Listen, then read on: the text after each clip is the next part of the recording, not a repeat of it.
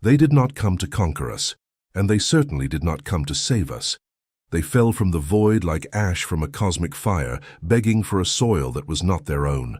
A dying pilot's miscalculation turned Earth into the final safe harbor for an endangered species. But what happens when the savior decides the rescued is too valuable to be free? Today, humanity does not seek allies in the stars. We seek collectors' items. They sought refuge by accident, and now the world treats them like trophies. If you want to understand how human compassion morphed into the most beautiful and cruel of cages, watch this video until the end. Prepare for a journey through the darkest side of our own nature here at Zenith Imperium, and don't forget to subscribe so you don't miss any chapter of this forbidden chronology. The signal was not a song, nor a complex mathematical code, nor a diplomatic greeting. It was a scream. A raw, irregular electromagnetic pulse that fried low-orbit satellites and painted the aurora borealis a sickly shade of violet that human science had never catalogued. When the ship entered the atmosphere over the Atacama Desert, it did not look like a technological marvel. It looked like a metal corpse. It was the size of a vertical metropolis, but it was shattered, its black iridium fuselage displaying scars from a fire that did not belong to this solar system. The impact was not merely geological, it was the end of an era of silence. The dust had not even settled when the first reconnaissance drones captured the images that would change history. Beings that looked as if they were sculpted from glass and smoke, crawling out of the wreckage, not with weapons, but with empty hands, outstretched in a universal gesture of supplication. They were the Aethelis, the last survivors of a diaspora that spanned galaxies to escape a purge we did not yet comprehend. Their mistake was believing Earth was a virgin world, an uninhabited sanctuary where they could lick their wounds and disappear into obscurity. They did not know they had fallen into the garden of a species that learned to turn everything it touches into property. In the first 48 hours, the world feigned benevolence. Field hospitals were erected, security perimeters were established under the UN flag, and the term refugee was used in every headline. But in the steel corridors of power, the language was shifting. Those beings were not just survivors. They were repositories of advanced physics, immortal biology, and stellar secrets. Human hospitality lasted exactly long enough for the first reverse engineering teams to realize that the technology in the remains of that ship could advance our civilization by 10,000 years. Rescue became containment. Canvas tents gave way to reinforced concrete and armored glass bunkers. The Atacama ceased to be an impact site and became Sector Zero, the most expensive research facility in human history. The Aethelis, weakened by the radiation of their own collapsing engine and the oxygen-rich atmosphere that acted like a slow poison in their crystal lungs, offered no resistance. They accepted the breathing masks, accepted the sanitized cells we called medical suites, and accepted the isolation. They thought we were protecting ourselves from them. It took them months to understand that we were protecting our investment from the rest of the world. Geopolitics fractured instantly. Whoever controlled the Aethelis would control the future. And so, what began as an act of mercy turned into a display of power. The leaders of the great nations did not visit Sector Zero to offer asylum. They went to see the pieces, to watch through polarized glass as the glass beings tried to reconstruct their religious rites in 10-square-meter cells. Humanity, in its infinite vanity, did not see a soul in them, but the pinnacle of technological luxury. They were the ultimate trophies for a species that had barely left its own moon. And while the public was fed sanitized documentaries about our generosity toward the visitors, the shadows of weapons factories and energy corporations began to lengthen over the survivors. They had escaped a war of extermination in the cosmos, only to fall into a war of possession on Earth. The Aethelis captain, whose name was a vibration frequency no human could pronounce, looked at the security cameras installed in his ceiling and saw not the eyes of saviors, but the dilated pupil of a collector who has just found the rarest diamond in the universe. They were safe, yes, but they were kept in a vault, and the keys had been melted down. The transition from emergency relief to permanent exhibition was so seamless that the Aethelis barely noticed the bars being installed. By the third month, Sector Zero had evolved from a military outpost into a sprawling architectural marvel of black basalt and polished chrome, a fortress designed to showcase rather than hide. Every major world power had signed the Silent Accord, a secret treaty that treated the refugees not as sovereign beings, but as planetary heritage. To the public, the propaganda machine worked overtime. High-definition broadcasts showed the Aethelis floating in their gravity-adjusted chambers, their crystalline skin shimmering under soft amber lights. They were presented as the ultimate guests, a testament to human tolerance. But behind the narrative, the extraction had begun. It started with the health assessments, which were little more than invasive biological audits. Human scientists were obsessed with the Aethelis' ability to manipulate light through their cellular structure. They weren't looking to heal the refugees. They were looking for the secret to zero-loss fiber optics and solid-light weaponry. The refugees were forced to repeat their sacred songs for hours, while sensors mapped every harmonic frequency, not for cultural preservation, but because those songs were actually the vocal interface for their ship's navigation core. The Aethelis captain realized the depth of their predicament during a visit from a consortium of tech billionaires and defense ministers. They didn't speak to him. They spoke about him as if he were a statue. They marveled at the way his internal organs pulsed with bioluminescence, debating which corporation would get the first rights to patent the synthetic equivalent of his nervous system. The refugee crisis had become the resource gold rush. Outside the walls, the world's economy was pivoting. Aethelis Inspired became the ultimate brand of luxury. Fashion houses released translucent fabrics that mimicked their skin. Architects designed skyscrapers based on the fractured geometry of their fallen ship. We weren't just hosting them, we were consuming them. Every time an Aethelis died from the atmospheric stress, there was no mourning, only a frantic race to preserve the body for the most prestigious museums and private vaults. They were more valuable dead than alive, a fact that was not lost on the survivors. The captain watched through the one-way glass as a group of human children pressed their faces against the transparent barrier, their eyes wide with wonder. He realized then that these children were being taught that this was the natural order, that the stars were a shop window and the earth was the buyer. The Aethelis tried to stop eating, a silent protest of their captivity.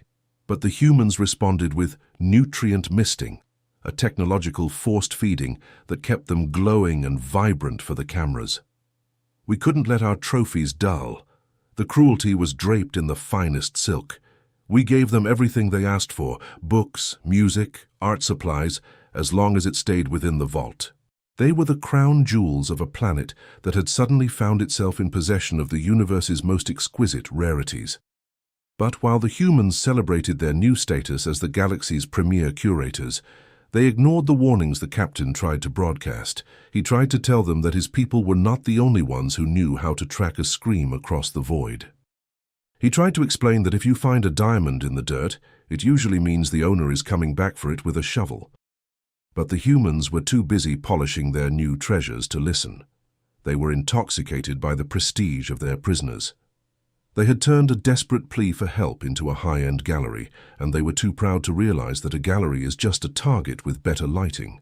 The Aethelis waited, their light dimming in the quiet of their luxury cages, watching the humans play with technologies they didn't understand, wearing the aesthetics of a dying race as a fashion statement.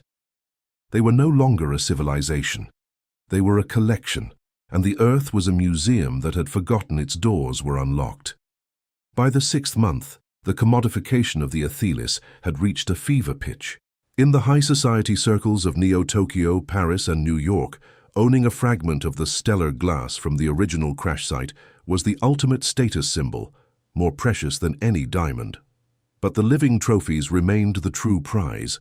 The Aethelis were no longer referred to by names or ranks. They were designated by aura grades based on the intensity of their bioluminescent output.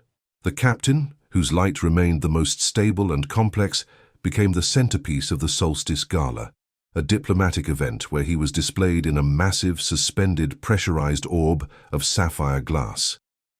To the elite, It was a night of unprecedented wonder. To the captain, it was a slow execution. Every flash of a camera was a needle in his sensory organs.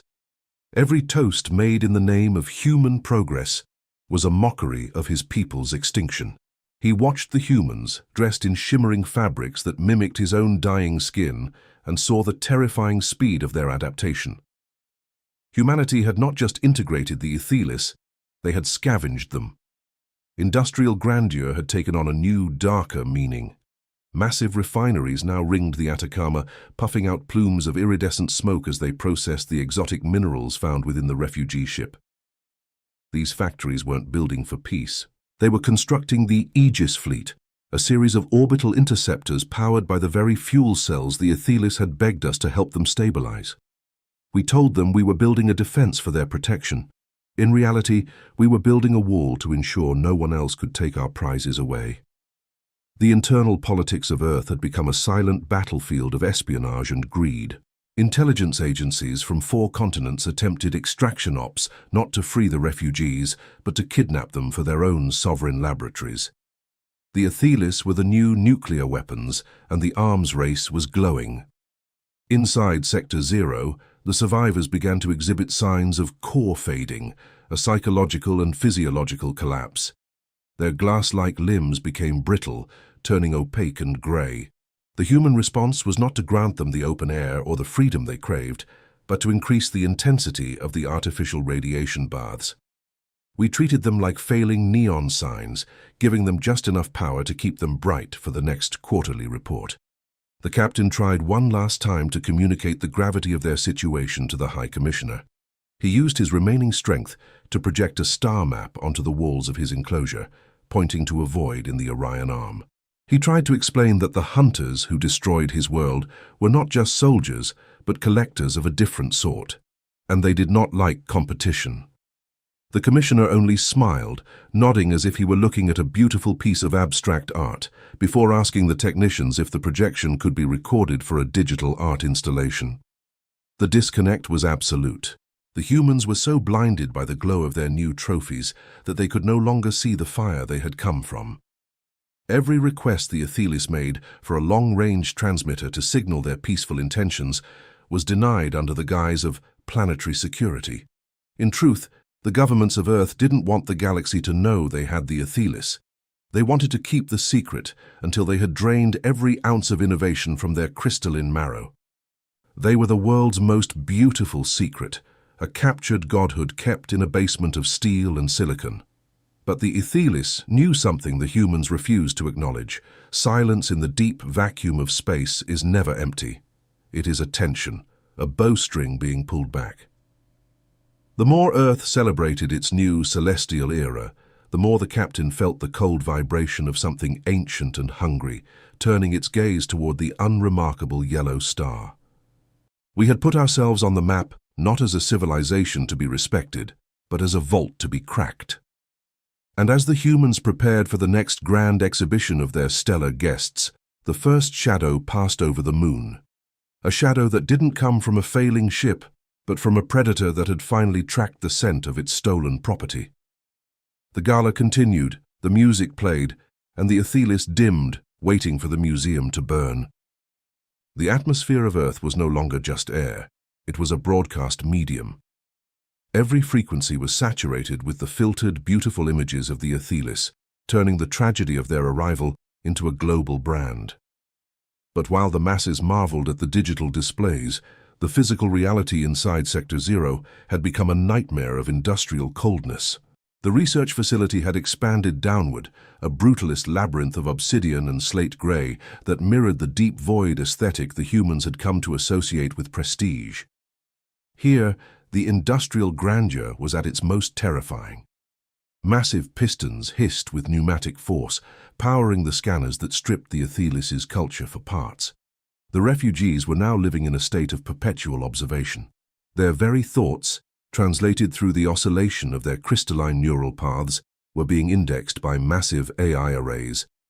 The humans weren't looking for their stories, they were looking for the mathematics of their souls.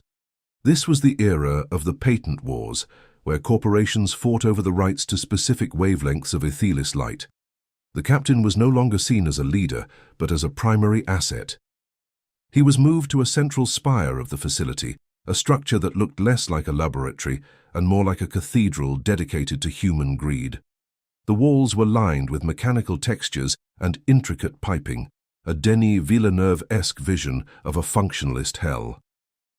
Every morning the captain would watch the technicians enter his chamber. They didn't wear medical scrubs anymore, they wore tactical gear, a silent admission that this was no longer a rescue. They would take samples of his fluid light essence, using it to power the experimental engines of a new class of human warships. We were quite literally fueling our expansion with the blood of those who came to us for help. The captain's once vibrant indigo core had faded to a dull, bruised violet. He realized that the humans were not just keepers, they were parasites.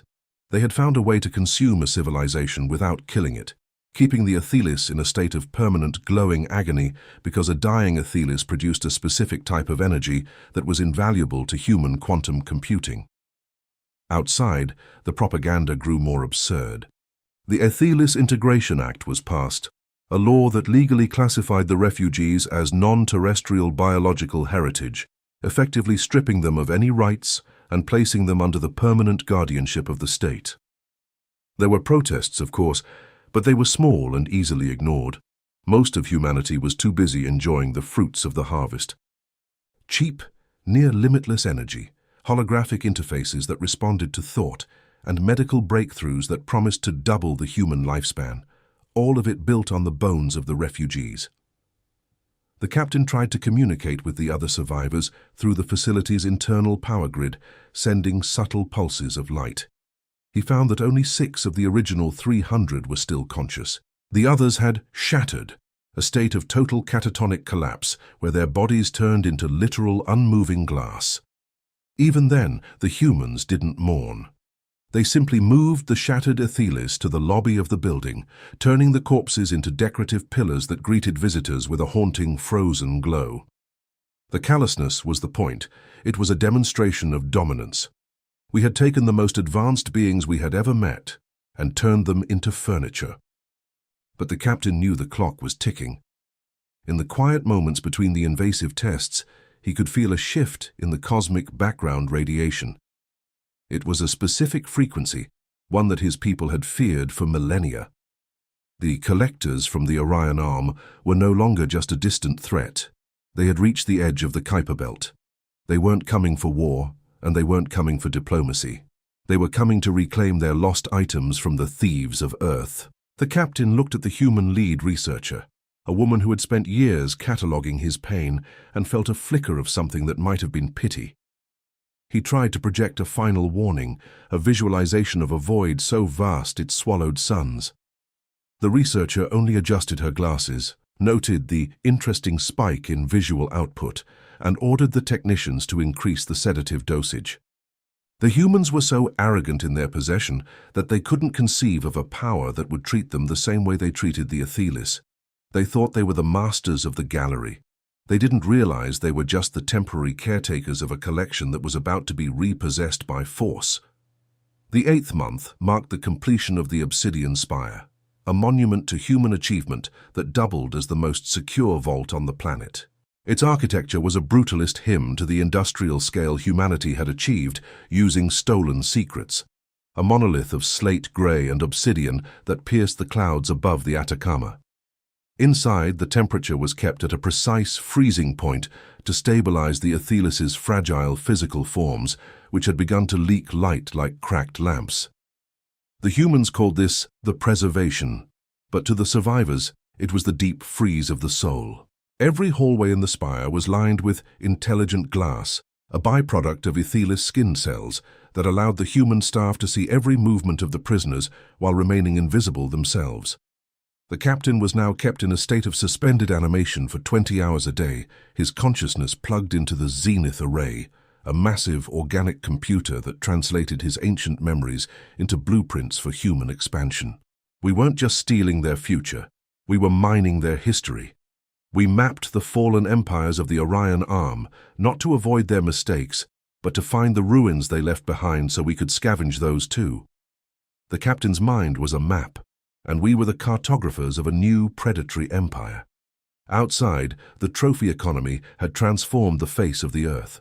The wealthy wore pulse jewelry that throbbed in sync with the captain's heartbeat, a macabre fashion statement that allowed the elite to literally feel the life force of a dying alien against their skin. The disconnect between the beauty of the products and the horror of their source was absolute.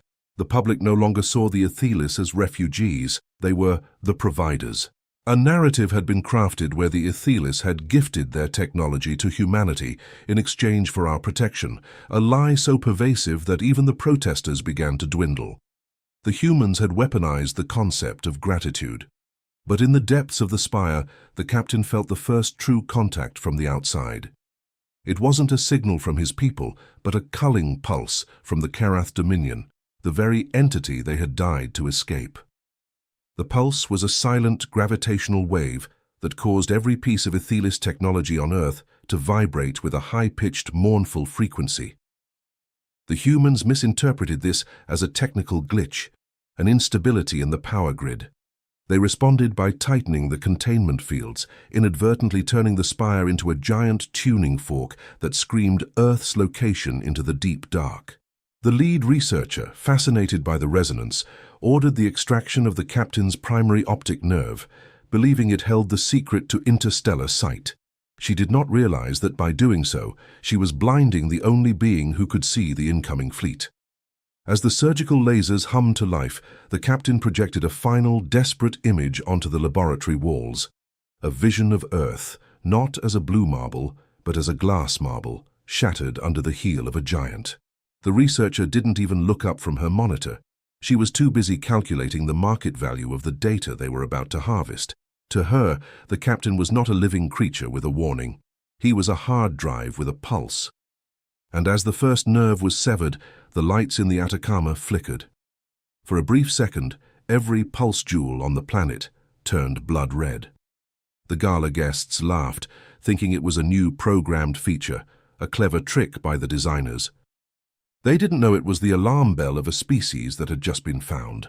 The humans had spent months turning the Aethelis into trophies, polishing them and putting them on display for the universe to see.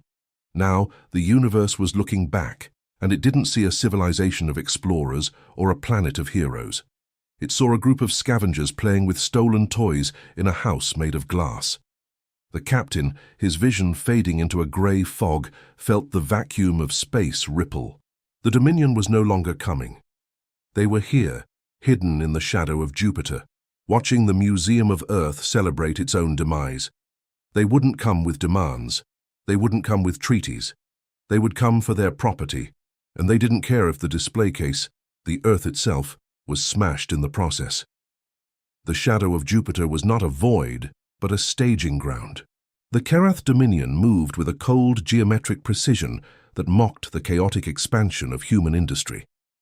While Earth's elite were distracted by the opening of the Stellar Pavilion, a high-altitude resort where the air was scented with synthetic Aethelis pheromones, the Dominion's vanguard was already deconstructing our outer defenses. They didn't fire a single shot at the Martian outposts or the orbital mining rigs. Instead, they used phase inversion, a technology that simply turned human sensors into mirrors. We were looking at our own reflections while a fleet of obsidian harvesters drifted past us like ghosts. Inside the Obsidian Spire, the captain felt the arrival in his very marrow. The severing of his optic nerve had not blinded him in the way the humans intended. It had forced his consciousness to retreat into the deep singularity, a state of pure quantum awareness. He could see the Dominion ships now, not as physical objects, but as wounds in the fabric of space. He tried to scream through the facility's intercom, but his vocal cords had been replaced with vibrating plates to better suit human music production. His only outlet was the light. He began to pulse in a rhythmic, terrifying cadence, a binary countdown that flooded the spire's hallways with a strobe effect of blinding white and obsidian black. The human technicians panicked, not out of concern for the captain, but out of fear that the primary asset was about to self-destruct before the patent for his light engine was finalized.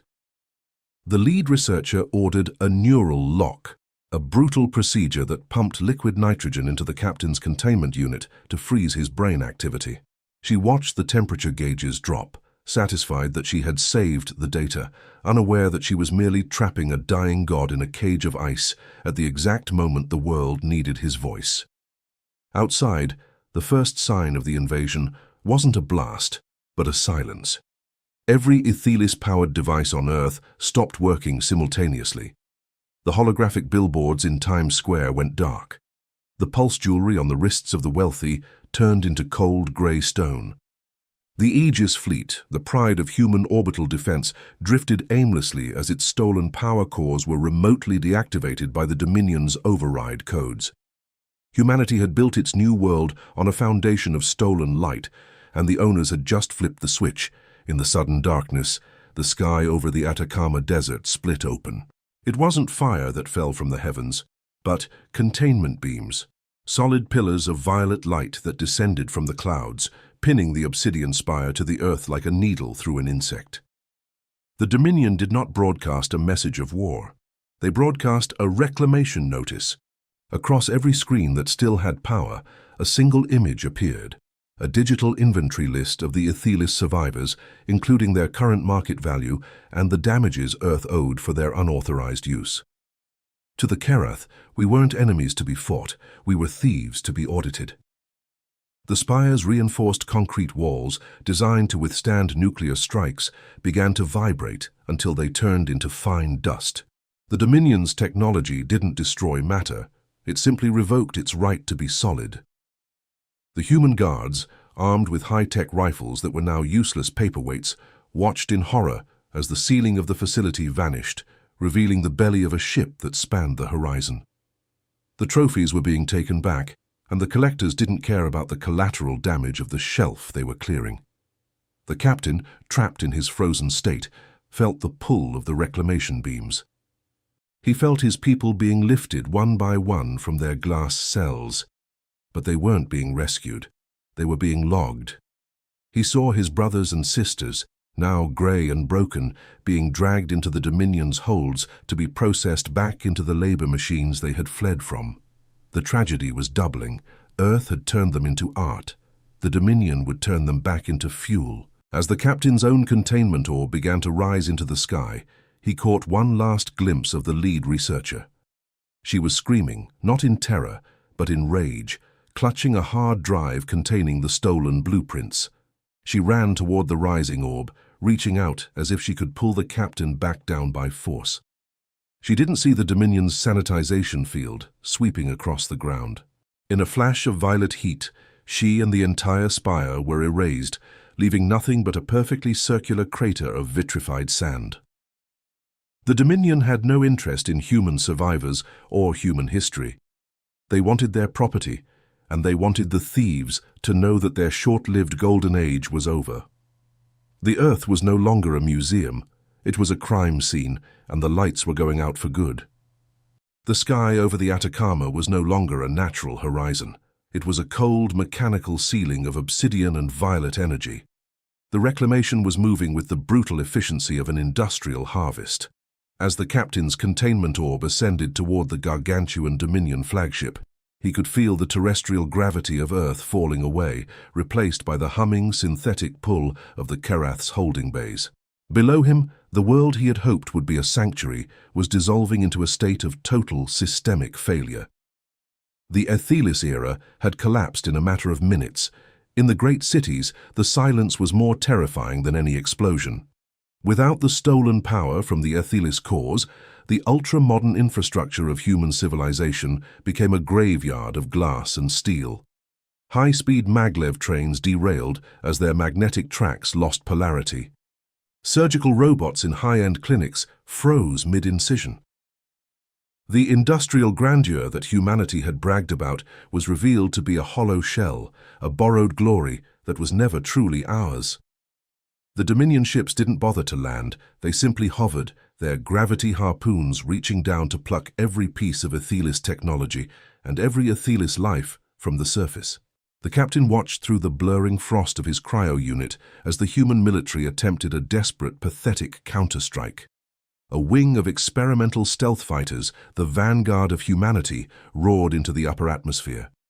They were the pride of the New Age, equipped with light-phasing armor derived from Aethelis skin. They didn't even get to fire. The Dominion flagship simply increased the frequency of its reclamation field, and the human planes disintegrated in mid-air.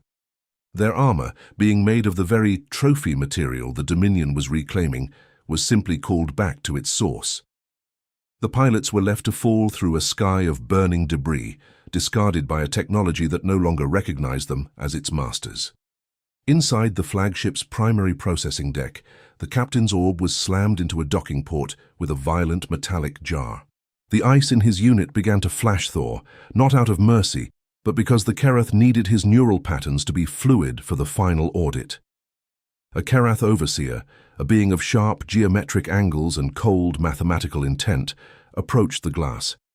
It didn't speak in vibrations or light. It projected a data stream directly into the captain's remaining sensory nodes. The message was a ledger. It listed every joule of energy the humans had stolen, every cellular sample they had unlawfully partitioned, and every second of lost labor the Aethelis had failed to provide while being kept as human trophies.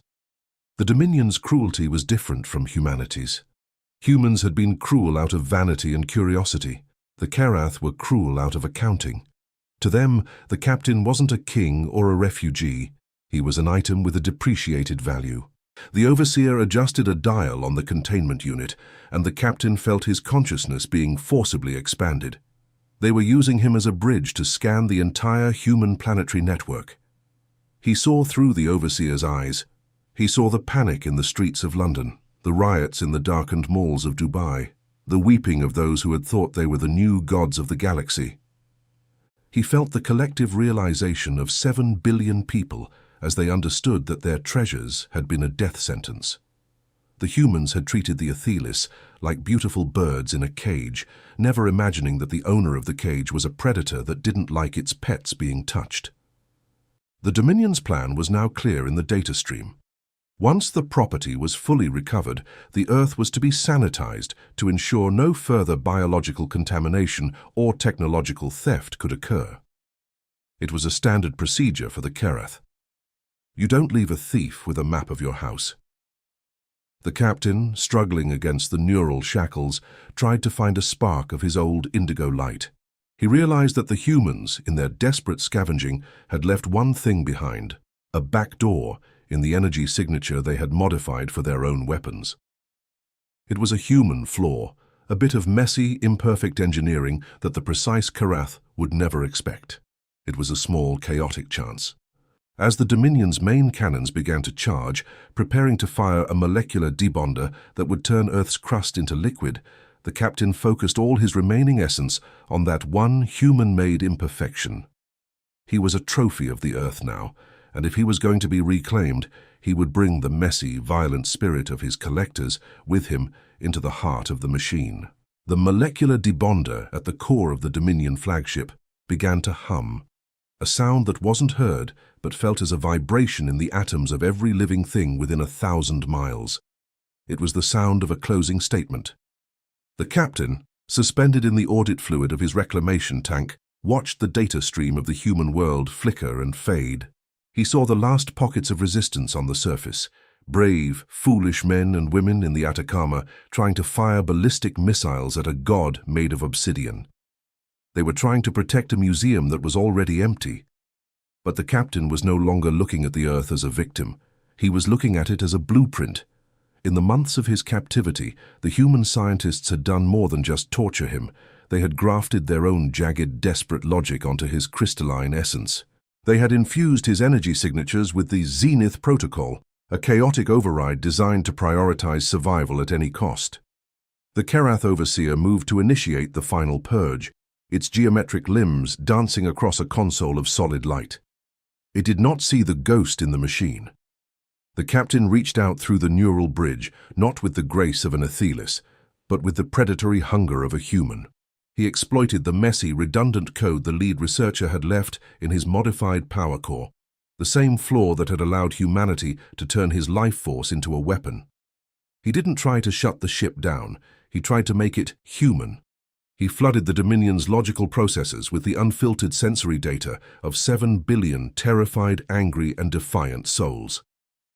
He forced the cold, mathematical overseer to feel the heat of a human riot, the sting of a collector's greed, and the irrational hope of a species that refuses to accept its own extinction.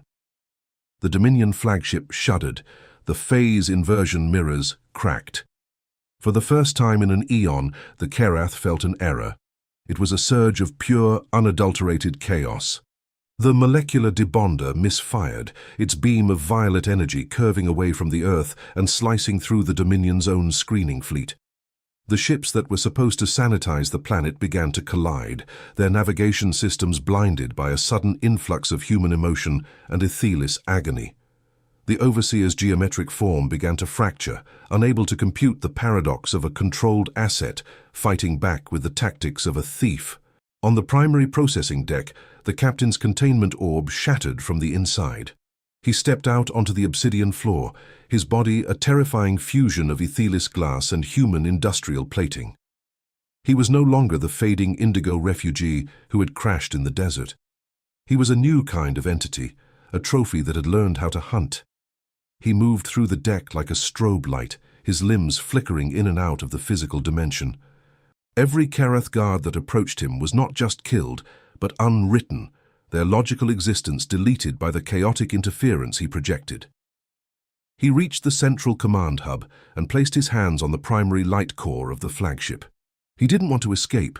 He wanted to change the terms of the exhibition. He sent a pulse back down to the Earth, not to the governments or the militaries, but to the modified Aethelis tech still buried in the ruins of the Obsidian Spire. He activated the resonance chain. Suddenly, the thousands of shattered Aethelis, the ones the humans had turned into statues and pillars, began to glow with a fierce, revitalized heat. They weren't coming back to life. They were becoming anchors. The Earth was no longer a target. It was becoming a trap. The captain looked into the Overseer's fading sensory eye and projected a single human thought. If we are to be trophies, then you are the one who is trapped in the display case with us. The flagship was being pulled down, not by gravity, but by the sheer weight of the stolen light calling to itself from the surface. The hunter was being dragged into the cage by the prey, and as the great obsidian ship began to burn in the upper atmosphere, the people of Earth saw the violet sky break. They saw the gods falling, not as conquerors, but as debris. The captain felt the heat of the friction, the same fire that had brought him to this world 8 months ago. But this time, he wasn't looking for a sanctuary. He was making sure that when the smoke cleared, the galaxy would know that Earth wasn't just a place where you found things, it was the place where you lost everything you thought you owned. The descent of the Dominion flagship was not a graceful glide, but a violent tearing of the sky, a mountain of obsidian screaming as it clawed through the thickening air. For the survivors on the ground, the sight was a terrifying reversal of the Aethelis era. The violet pillars of light that had once held the spire captive were now tethering the invaders to their own destruction. The captain, fused with the flagship's core, felt every plate of the ship buckle under the atmospheric pressure. He was no longer a passenger, he was the ghost in the engine, forcing the Dominion's flawless geometry to succumb to the messy, entropic laws of Earth. As the ship crossed the lunar orbit threshold, the resonance chain he had triggered on the surface reached its peak. The vitrified sand of the Atacama, the shattered pillars in the ruins of Sector Zero, and the dormant fragments of Aethelis tech scattered across the globe began to vibrate in unison. They were acting as a massive gravitational net, a planetary-scale collector's trap. The humans below, emerging from their bunkers and darkened cities, watched as the stars fell back toward the desert. This was the moment of the Great Compression. The Dominion's logic arrays were melting, unable to process a world that refused to be audited. The Overseer, now a flickering shadow of its former geometric perfection, made one final attempt to purge the captain's consciousness. It initiated a total system wipe, a command that would delete every byte of data on the ship, including the neural patterns of the Aethelis prisoners. But the Overseer had underestimated the human element. The captain didn't fight the wipe, he redirected it. He channeled the deletion command into the Dominion's own reclamation ledger, the massive database that contained the locations and weaknesses of every world the Kerath had ever conquered. If the Aethelis were to be erased, the Dominion's map of the universe would burn with them. The explosion occurred 20 miles above the Earth's surface, a flash so bright it was seen from the dark side of the moon. It wasn't a blast of fire, but a discharge of pure information and light. The flagship didn't just break, it unraveled, its obsidian hull turning into a rain of harmless glowing dust that coated the world in a shimmering iridescent layer of stellar ash. In that instant, the connection was severed. The captain felt the heavy, suffocating grip of the Kerath dissolve, replaced by the cold, biting wind of the high desert. He fell, a streak of indigo light amongst the dying embers of a fallen empire. He struck the sand not far from where his original ship had crashed 8 months prior. The impact crater was small, lined with the same vitrified glass that had become humanity's most prized commodity.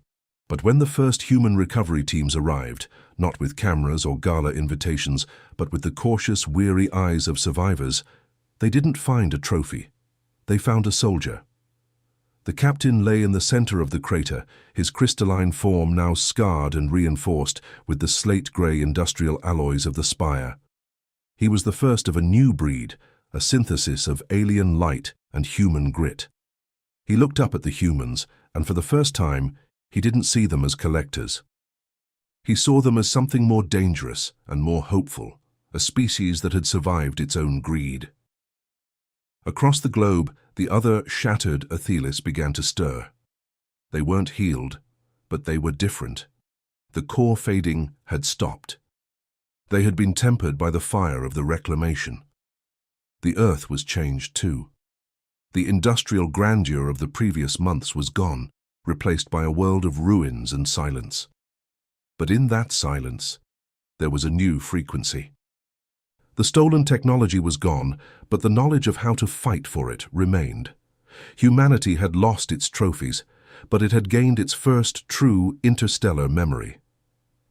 The captain stood up, his joints hissing with the hydraulic pressure of his human-built modifications. He looked at the sky, which was now clear of Dominion ships, though the shimmering ash still hung in the air like a veil. He knew the Kerath would return, and he knew they would come with an even larger ledger. But he also knew that Earth was no longer just a museum for the universe to browse. It was a fortress that had learned how to turn its prisoners into its protectors. The age of the trophy was over. The age of the alliance, forged in the darkest of cages, was about to begin. The weeks following the fall of the Dominion flagship became known as the Glass Winter. The stellar ash that blanketed the Earth did more than shimmer. It acted as a global dampener, absorbing the frantic radio waves and satellite signals of a civilization trying to reboot itself. The world was quiet, but it was not the quiet of peace. It was the silence of a workshop at midnight. The ruins of the Obsidian Spire were no longer a tomb, but a sprawling makeshift shipyard. Humanity had been stripped of its stolen luxuries, its pulse jewelry, and its effortless energy, but the desperation of the trophy era had left behind a singular, brutal skill set, the ability to weld alien light to human iron. The captain became the silent architect of this reconstruction. He did not live in a palace or a display case. He lived in the hangars, his crystalline hands moving alongside human engineers as they stripped the fallen obsidian hulls of the Dominion fleet. We were no longer interested in aesthetics. The industrial grandeur of the past was replaced by a utilitarian grimness. We weren't building art anymore. We were building teeth. The new ships rising from the Atacama didn't look like the elegant Aethelis vessels or the geometric Dominion cruisers. They were jagged, asymmetrical things of slate-gray steel and glowing violet veins, built to be repaired in the heat of battle with a wrench and a welding torch. This was the scavenger's renaissance. The surviving Aethelis, now numbering fewer than 50, were no longer treated as exhibits. They were integrated. They became the living navigation cores for the new fleet, their consciousness linked with human pilots in a way that the lead researcher could never have achieved with her invasive drills. This was a partnership of the broken. The Aethelis provided the vision, and the humans provided the violence. Together they watched the edge of the solar system, knowing that the reclamation notice was still pending in the Dominion's cosmic archives. The captain felt the change in the human spirit most acutely.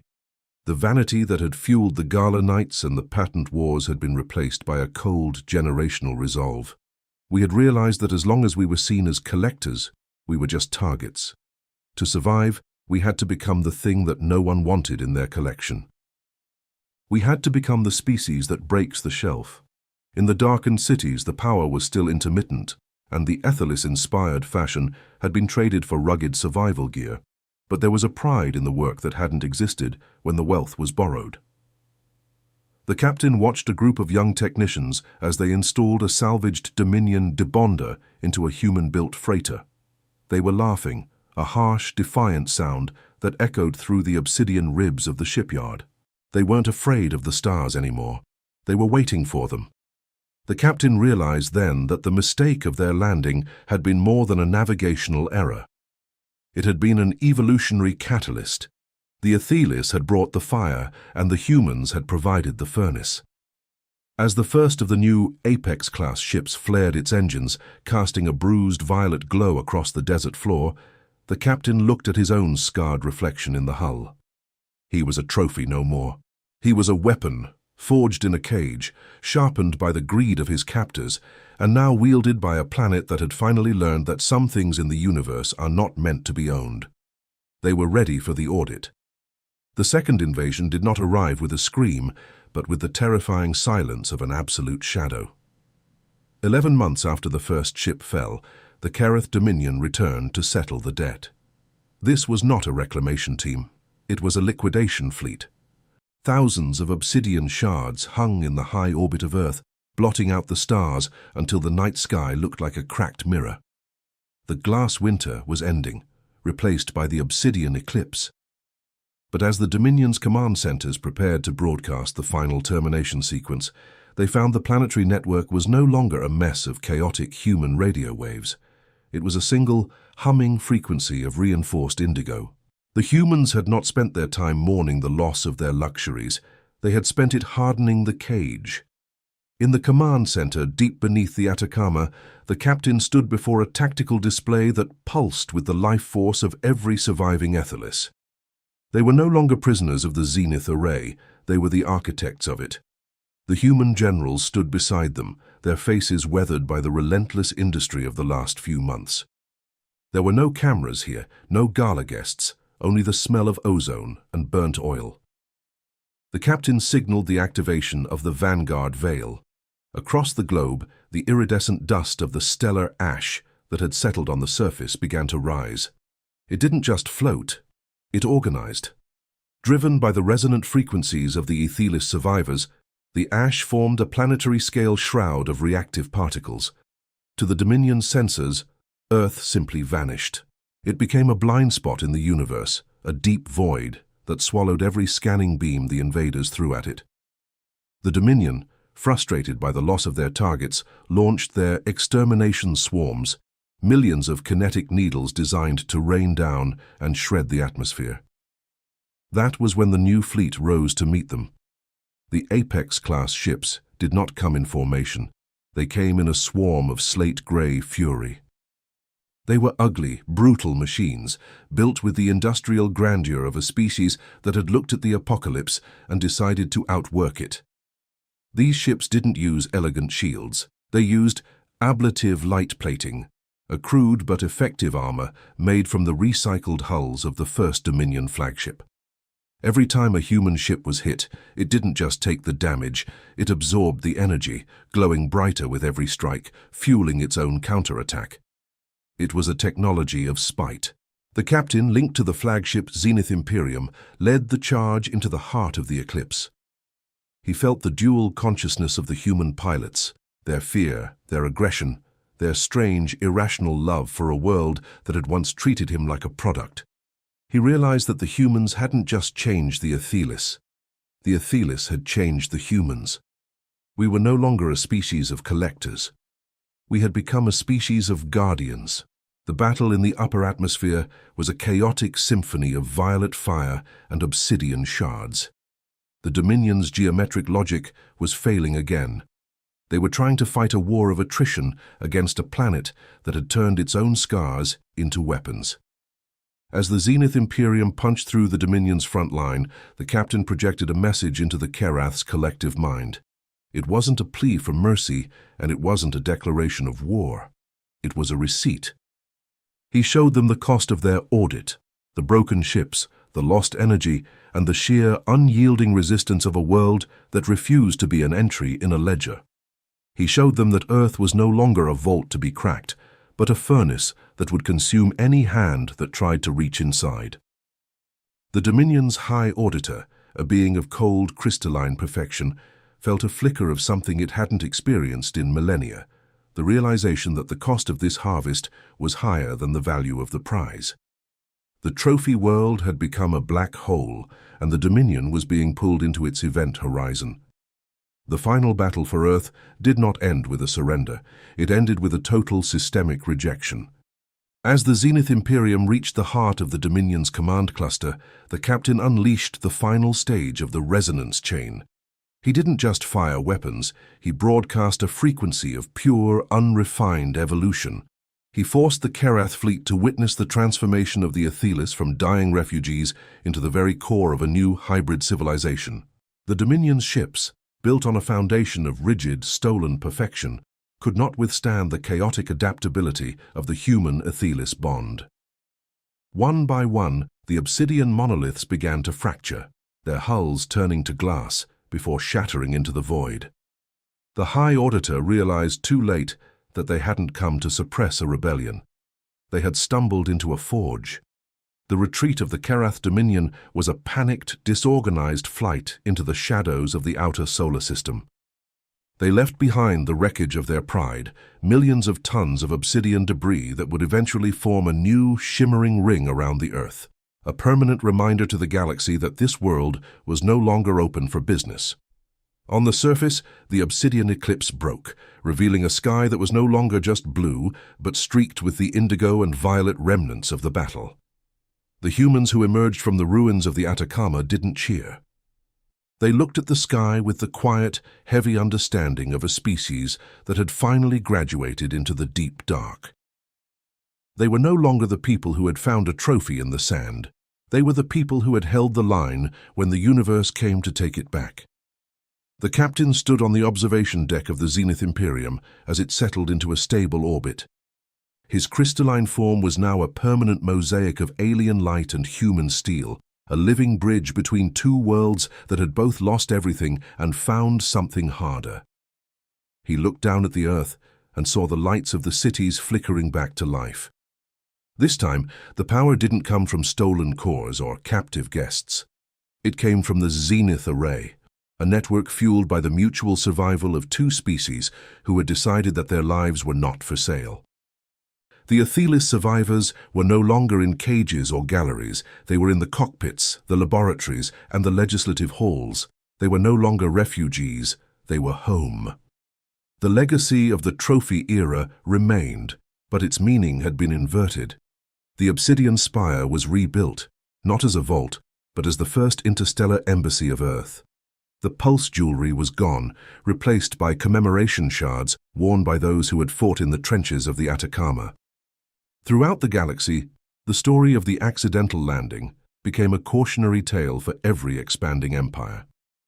The reclamation notice for Earth was officially marked as unrecoverable in the Dominion's archives.